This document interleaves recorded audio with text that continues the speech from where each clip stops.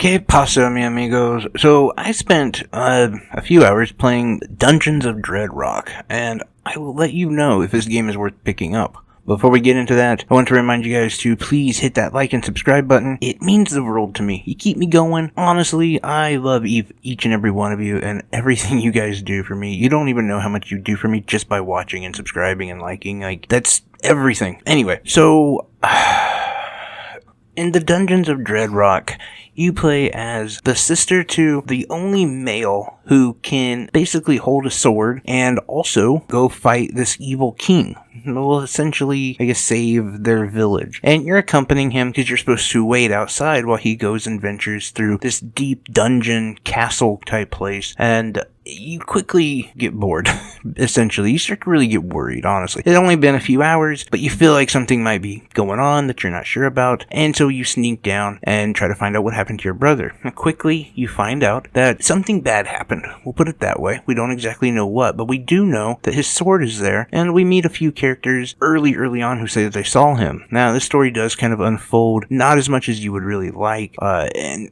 the game goes really quick, because the point of this game really is not what I thought it was. It's not like a dungeon crawler loot type game. No, it's a puzzle game. Like the entire dungeon floor is a level puzzle itself, and they range from like 10 seconds to a minute to accomplish, and there's 100 of them. And if you do beat the game, there is like a little bit further you can go, I believe. I'm not exactly sure, to be honest, because after I beat the game, I was done with it for multiple reasons. But the big one that I would say is like the puzzles themselves are really fun. They're actually really engaging and really interesting. There was quite a few of them that I had to kind of think about before I was able to get past them. But it still didn't really hold that much time for me. And again, I want to remind everyone, this game is $10. I'm not saying it's much better than anything I've played free on a phone. The graphics are okay. They're decent. They're not great, but they're alright. The music is, it's pretty repetitive, if I'm being honest. Like, it's very mid-tier. Same with the graphics. Like, all kind of mid. And the story itself, I think, is somewhat interesting,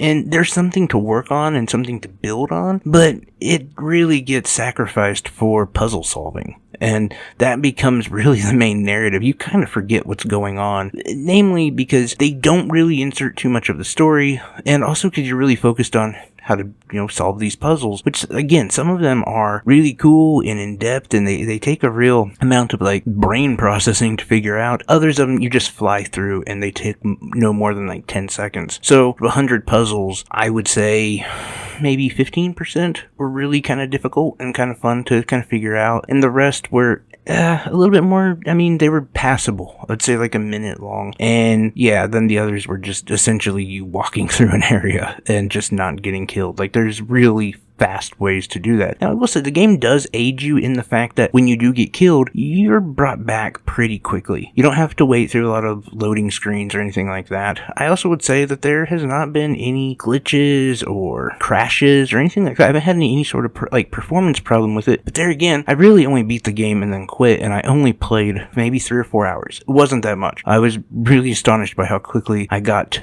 through the game and beat the game, and I almost want to show you guys. I'm not going to, just because someone might buy it and they'll complain. I almost want to show you the final boss, because for me, this was like the thing that left the most sour taste in my mouth. I'm not saying like I played this game and up until the end I was like, oh, this is a great game, and then the end just ruined it. No, I didn't have incredibly high hopes for it anyway, to be honest. When I got into maybe level 20, I was like, okay, this is the game, and it is what it is. But I was kind of hoping for something a little bit more, maybe something a little bit more difficult or a little bit more intuitive as the final boss is concerned, and maybe like a little bit more storytelling, character building, I don't know, something. I beat the game and didn't realize how I did it.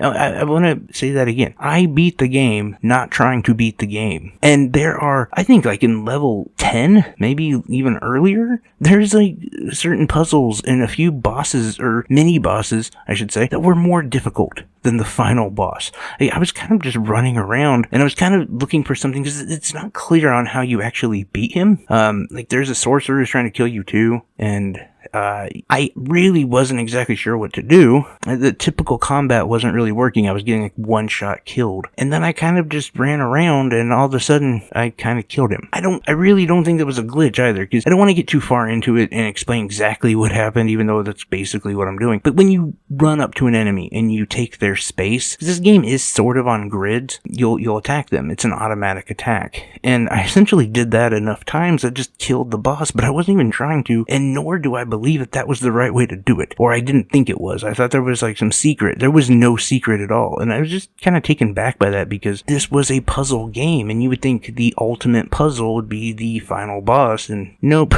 not it at all. It was... if I'm being honest, it's $4.99 because it's 50% off right now. If you're super into like puzzle games, then maybe pick it up. Maybe. But if you're not, I definitely wouldn't get it. It's a waste of money for anyone who's looking for anything that isn't a puzzle game.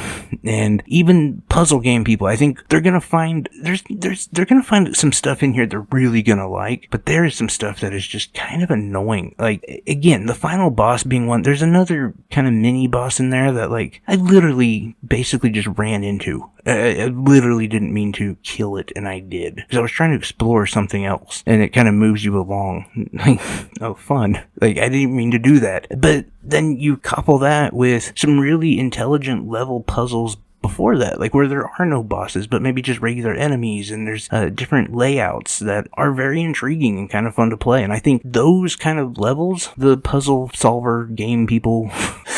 they're gonna enjoy those, but if you're just a fan of like basically any other game, you're not gonna enjoy this game. It's not great. I wish it was, especially for the price, because outside of, like, I think the end of this week, the game turns into $10, and is definitely not worth $10. But anyway, I hope you guys enjoy this. Let me know your thoughts if you're gonna pick it up, or if you even noticed anything about it. But Dungeons of Dreadrock, I definitely would say it's a pass, and it's a big no for me. But anyway, like normal, I'm wishing you guys health, wealth, and above all, you're happy. Take care, guys. Love you. That's definitely one of those games I wish I would have gotten a review code for it, because my god, that was a waste of money.